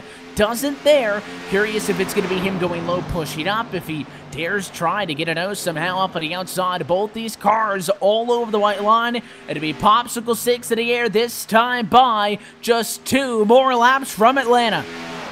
Spencer Preet holding a pretty steering wheel right now as he's got tons of pressure from behind from Jeff Ward, one of the best in the business. Here goes Ward to the top now. Spencer Preet switches his lane, dives back down to the bottom. Interesting move there, but seemingly gets a great run off the corner. Jeff Ward doesn't get nearly the run he did the past couple of laps, so he's struggling to keep up with him. Spencer Preet now putting some dirty air onto the front nose of that Ford Mustang. Jeff Ward got one more time to try and make it happen. He hooks up really good that time at the center with 3 and 4. That's what he did last time they were side by side, but he got loose and he's sideways that time at a 4, but he's still within a car length. 1 lap to go from Atlanta Motor Speedway. Preet the defender, and on the attack it is Jeff Ward. He'll go low again. The double O is fine, leaving the inside open. He's not going to get it that time, and it is going to come down to any kind of a move Jeff Ward could make. Final time to 3 and 4. He'll follow him into the corner. Ooh, he goes he for hit the him. bump and run. He hit him, loosened him up. Preet tries to hang on. He'll slide. Ward to the outside, and side by side he hangs on. Wow. Spencer Preet wins from Atlanta. That was a good try by Jeff Ward there. I gotta give him credit for that one. That was a nice little loosen him up bump there. It's all fair in love and war. In motor racing is bumping and grinding. That was alright. I'm okay with that move, but Preet, props to him for holding on to that thing. That could have been a spin for him. He held it, he won it, he deserved that win. It was fantastic stuff, David. You mentioned Jeff Ward, a clean drive. It's about as hard as you'll ever see him hit somebody, and Preet hung on to it. I think really the reason Dumble got loose is because he stayed in the gas the whole time. You lift, save the car, you're fine. Instead, he stays in the throttle, and he got so loose again off the corner. That's what allowed the Don to get to the outside. That's about as good of a finish as you can see while those guys are beating and banging and keeping it clean at the same time. Shades of Earnhardt and Labonte from back in the day. You love to see that right there. Jeff Ward, clean racing move, gave him a good honest shot in the rear, try and move him up the hill, but Spencer Preet hung on, defended it perfectly, and earned himself a win for sure here tonight in the SESRA Series. Can't wait to hear what he has to say, along with the other top finishers in the post-race show, but boy, he's got to be feeling good. All the guys down Rebellion Racing got to be feeling real good about this win tonight as well. Certainly enjoying that one, and well, he's going to be not only the first driver to get 2 wins in the SESRA Series, but he goes back-to-back. Spencer Preet defends the race winner from Bristol Motor Speedway with the checkered flying tonight at Atlanta, and an already insanely tight championship battle gets a little bit tighter as we head at around number 5. We'll take this opportunity to step aside when we come back the post-race show and more as we get set to head down to Gatorade Victory Lane. Spencer Preet's your winner from Atlanta. We'll talk to him next. You're watching LSRTV's coverage of the SESRA Series on iRacing Live. The most realistic online racing sim ever made. This is iRacing. Detailed laser scan tracks, fully dynamic real-world cars, and over 50 series to choose from. 6 online world championships offering over $100,000 in annual prizes. This is the original esport racing game. This is iRacing.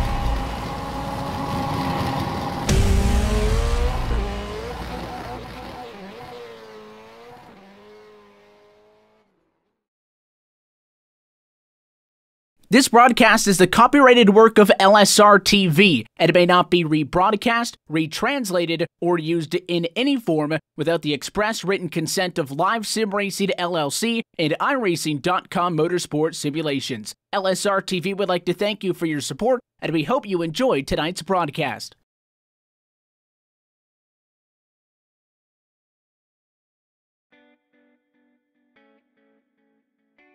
And back live from the Atlanta Motor Speedway. Thrilling finish to tonight's Southern 200 from Atlanta Motor Speedway. Happy that you're still with us for LSRTV's coverage of the SESRA Series as we welcome you into post-race coverage. Evan Pasoko, David Shieldhouse with Rachel Whiteford still along with you. We will go trackside and talk with your top finishers in just a moment. Before we do so, a full recap. Let's look top to bottom at your LSRTV full race results for round number 5. So your race winner is Spencer Preet, the final margin of victory, 0.028 seconds atop of Jeff Ward. We hope to get with both of those drivers along with Mark Arthur, who quietly cruises in to a third place finish this evening. Derek Paulson, Sean Wilder, also great nights. They're able to round out your top 5, 4th and 5th position. Steve Ritter also quiet with a P6 result. Matt Ridgway going to be tied, I believe, for your Hard Charger Award to come home in 7th spot. Brad Collins is 8th with Taylor Butcher Benjamin 9th and Jonathan Smith to round out your top 10.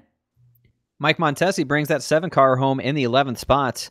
And he's the last car that finished on the lead lap. Michael Cozy Jr., an early leader and a challenger for the win, had that pit road problem. He'll fall to 12th, 1 lap down. Travis Brown in 13th. Rick Thompson, 14th. Jay Graves Jr., 15th. Hunter A. King in 16th. Kyle Vincent Gilbert, the last car, 1 lap down in 17th. 18th place tonight, Jason Anderson with Tyler Vickery is 5 laps down. Then we've got our non-finishers tonight, Doug Johnson, John Johnson, Justin Bolton, unfortunately, with probably the most unlucky one tonight. Finishes 1 place ahead of where he qualified, which doesn't tell the story of that guy's race. He was leading some of this thing tonight. Kevin Pastervac in 23rd, Jason Taylor, Kevin Dye, and Morgan Baird in 26th and last. Look, top to bottom, that is your LSRTV full field results. It was a fantastic finish tonight, and we're standing by with the driver who came out on top. 2nd win in a row for the drive of the 00 machine, at a thrilling one tonight as Spencer Preet takes home the Southern 200. Spencer, congratulations. Just tell us about that one. We had a long run to the end there, 30 or so laps basically, and there was points there where Jeff got a little bit closer to you, backed off, and he certainly cranked it up at about 5 laps left to go and gave you a shot there last time in 3 and 4. What was it like? Oh man, this track is always a handful, and you know that going in. You know it's gonna be a battle of who can maintain those tires as long as possible. And those first few runs of the race, I was trying so many different things. I wanted to figure out what was the most efficient way to still run quick but not burn the tires, and I think running the bottom all the way around was pretty much the best way to go about it. But there, with about around like 10 to go, I got real loose off 2 and just barely tapped the back end of the car into the turn 2 wall. And from that point on, I was like, I can't run the bottom and expect to beat Jeff, because that dude's quick. He's I mean, when it comes to long run races, this thing played out perfect to his skill set, I think. And I knew I wasn't going to be able to beat him doing what he was doing, and so I had to kind of go against the grain, and I started running up high, trying to just find ways that I could defend really there to the end. And yeah, I just was able to get a good run off of 2, enough to where I was clear by about a car length or so. And then I kind of was expecting something going into 3, and he came in and gave me a shot. It was square, so it didn't mess me up that bad, but it got me sideways. And for a second, I wasn't sure if I was holding on to it coming off of 4. It got real loose there and held on, man. It was a hard-fought battle for sure. A handful of drivers who look like at different points over the race tonight. We're going to have shots at the race, but obviously you and Jeff up front for a lot of it. Issues also take Justin Bolton out of this race. And then also Cozy was right there with you guys, also made a pit stop, but a yellow flag came out right after that. I know we're only 5 weeks in. There's still a long way to go. We're going to be racing for the championship to the end of February. But was tonight, you feel like a race that we got a good idea of maybe some of the championship guys are going to be? Because you're right up there with Jeff. You close in a bit on that championship lead. Obviously, you're the first to multiple wins. And it seemed like that even on this relatively short run, you two up front, you're 6 seconds ahead of the rest of the field. So there was certainly, I think, tonight a clear difference between the guys that were fast and the guys that were really, really fast. And I'm curious if you're kind of starting to notice that this, couple of weeks in. Yeah, for sure. Jeff is like I've been saying, Jeff is a monster on the long runs, and so the way this league is, and having the tire change rule, and we can only take so many sets, that plays into his skill set, I think, because he can really take care of his stuff and really beat you on the long run if you really abuse your tires. So, Jeff is one of those guys. Cozy's always a factor no matter where he's racing. And Bolton, he was quick tonight. I think, if he hadn't had those problems, he probably was going to be in it for sure, and probably driving away with it. He was really fast tonight. So, I mean, there's a lot of guys, and like I said, this is it's a different style to, this league where you can have people that go off strategy, or just have people that just excel in different parts of the run, since we have to take these sets of tires for so much longer than you'd, normally see. We can't just take tires whenever we want. So, it opens the door for sure. And, yeah, I mean, at this point, it's definitely looking like Jeff is going to be one of those guys that you're going to have to worry about every single week. Certainly going to be tough to differentiate yourself also, but the way that the point format works here, keeping everybody so tight. So we kind of head back into the swing of things after the delay in this race, getting pushed back to this week. We'll head to Pocono Raceway. How do you obviously keep the speed up, look for a third win in a row, but also a more general thing is obviously staying consistent, because it feels like one bad night could be a difference this year. Yeah. I kind of already had a mulligan early on in the season at Charlotte. So, I just need to have consistent runs, because it's just one giant championship, for the overall championship, and we don't have a playoff. So, being consistent is going to pay off in the long run. And Pocono, not too confident going to Pocono, but just try not to get in over my head with anything, and keep within my my limitations, and have a solid run. We'll let you get out of here. I'm sure that race to the end there got the blood pressure up. But before we do, as always, Spencer, sponsors, shout-outs, and all those good folks who makes the Double O Machine so fast for 2 wins in a row. Shout out to everyone at Rebellion. Shout out to Cozy and his stream. Everyone watching.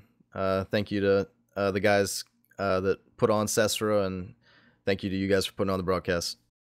The race winner tonight from Atlanta. Spencer, we always appreciate the time. Again, congratulations on the win, and we'll catch you next week as we dare you to go for 3. Thank you. See you then. He comes out on top this evening. Other end of the excited battle tonight, a P2 for Jeff Ward. Only 2/100 shy of him becoming the first driver to 2 wins this season. He is trackside with David. We got the driver of the number 9 here, Jeff Ward. And Jeff, I'll put it to you plainly, you made it exciting there in 3 and 4. What was going through your mind coming to the checkered flag? Well, I tried to pass Spencer a couple times there on the bottom, and it's just hard to stay down there and get a run. You get so loose coming up out of the corner. So had to try to make something happen. I didn't want to spin him, but I wanted to let him know I was there. I mean, with the thing that happened with Darlington, he kind of got into us a little bit there. So I feel like I owed him one. So I guess we could say that's we're even now, because he probably could have lost it there. I meant to go in there and nudge him, but it kind of kicked him sideways more than I thought it would. And I didn't want to wreck him. I just wanted to rattle him up a little bit and see if I couldn't get a run, which I did. We raced right to the line there, but just about 4 feet short. So I didn't want to win it that way by wrecking him anyway. But yeah, it was a good race, man. We it's good to win the segment championship. That gives us some momentum going into the next segment. And we actually slid through our box and got mired back about eighth, ninth place. So to be able to fight back from that, I'm happy to get on the podium there. I was going to ask you, we saw that mistake on pit road that dropped you from 3rd to 8th, and at the time, Justin Bolton was still on the track, and Cozy was still up there as a leader. So how did you have to approach and make up for that, knowing you had to pass a lot of cars and still having a lot of fast race cars in front of you? Well, when I pitted, left a couple gallons out of the tank, hoping it would tighten it up on the long run, and I feel like that helped a little bit. I was able to stay in the gas a little longer than some of the guys that were getting loose, but it really hurt the short run, so we wasn't able to start marching towards the front until about 10 laps into the run. But was just trying to stay out of trouble and save as much as I could, and was able to reel the top 1 and 2 in there. I know Justin had some trouble; he might have drove off with it, but and Spencer and Michael might have even been saving, but was able to get back up there and make it a race. Week in, week out, we've seen you and your number 9 team be so strong. You got the win back at Charlotte here, a similar racetrack in Atlanta. Nearly got another win here, and we look forward to Pocono next week. The Tricky Triangle, what do you think heading into that race? I kind of echo what Spencer said about Pocono. It's not one of my best. As Atlanta's not either, but I mean, was able to just scratch and claw our way into a top 2 there. So that's what it's all about, man. Just going to the tracks, even the tracks that you feel like you're not that strong at, trying to have good runs there. And when you can have consistency at all tracks, we'll be in the championship hunt.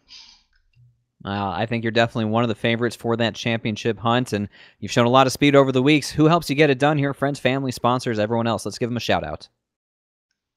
Thanks to Loud Pedal Motorsports, my teammate Derek, he got 4th there, so that's a good run. Thanks to you guys doing the broadcast. Thanks to SESRA, all the guys behind the scenes there. Jason Anderson, they doing a good job there. It's been a fun league. And just thanks to give a shout out to my dad, like I always do. He watches about every broadcast that I'm racing in, so thanks to him and just friends and family. Oh, Mr. Ward is probably very proud of his son here tonight for his 2nd place run. 10 laps led in that number 9 car. Looked awfully good. Came up just 0.02 of a second short. But, Jeff, you gave it one heck of a run there at the end. Made it very entertaining for the fans and for us up here in the booth. We'll look forward to seeing you next week at Pocono. All right, thanks, man. 2nd place finisher Jeff Ward in the number 9 car gave it a good, honest run. Made Spencer Preet work hard for it. But he'll take a 2nd place finish, and I'm sure he'll feel very happy about that. But look forward to hearing from our 3rd place finisher here now. Mark Arthur gets his first podium finish of the season, and Rachel's caught up with him. Certainly have. Thank you, David. Standing here with Mark Arthur, who started today 5th place, ended up on the podium, 3rd place. First podium of the season for you, Mark. How's it feel? I didn't think I was going to get there. I think I had about probably realistically a 5th to 10th place car is about all I had. A couple guys had connection issues, and Cozy had little penalties on pit road. It helped me out a little bit. I kind of saved my tires there at the end because this first run I just got loose as all get out, and there toward the end I was able to pass a couple cars to get up into 3rd. And it clearly worked for you, and fantastic points, of course, for the season going forwards. Is this something you're hoping to build on? Yeah, I mean, I finished 2nd in their season, in their Founders Series, but they've acquired a lot more talent through the off season there, and we pulled in Spencer, and now they have Bolton and Cozy, and so there's quite a bit more talent. So it's going to be a little bit more work cut out for me, but I do the best I can, and I'm an old guy trying to run around with these young guys, so I try to do the best I can.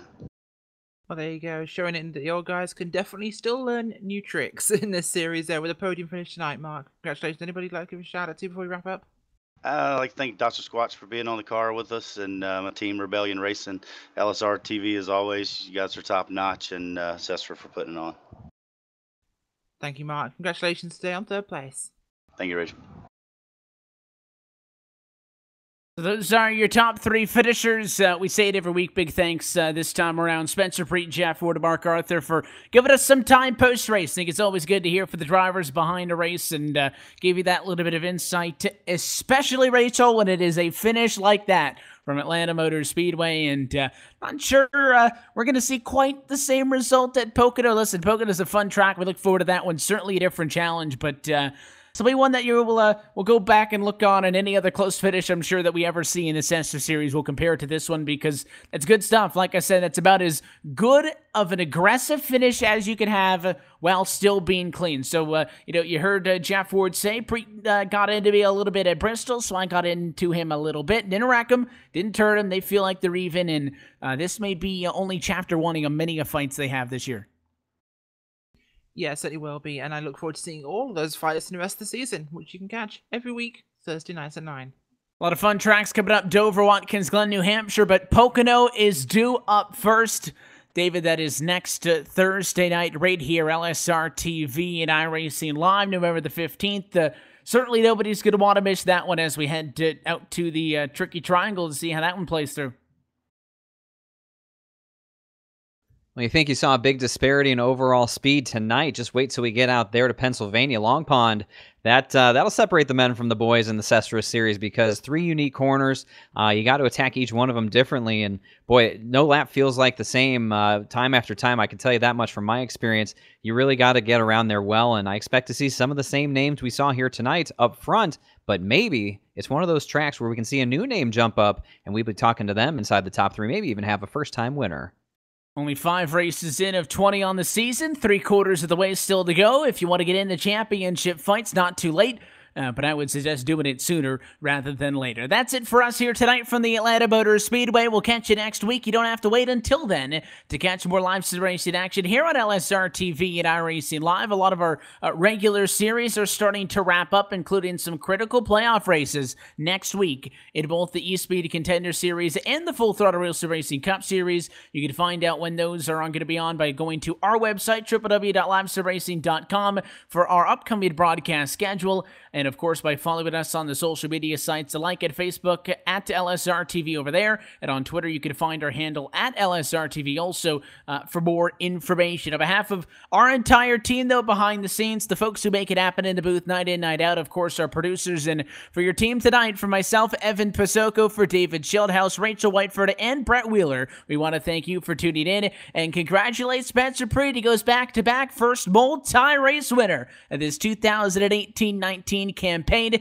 We return next week on November the 15th from Pocono for the Commonwealth 200. That race and every race of the SESRA series can be found right here on LSR TV, your home for sim racing. Until next time, good night from Hotlanta. The following is a special presentation of iRacing on LSR TV, your home for sim racing.